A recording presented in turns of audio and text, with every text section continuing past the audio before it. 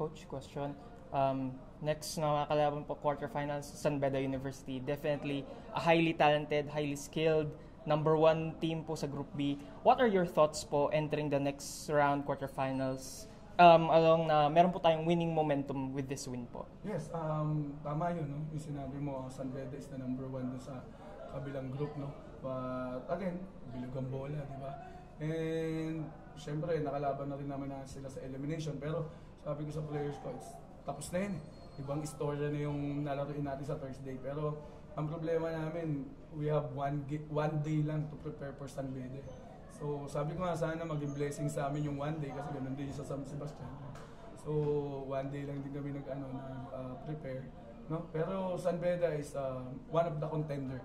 No? Siguro we will gonna give our best on that game na talagang syempre we gonna live and die on that game. So, kami gusto namin mag-move forward pa, umangat. Syempre San Beda ganun din, no? So I think it's a lot of adjustment na lang pagdating ng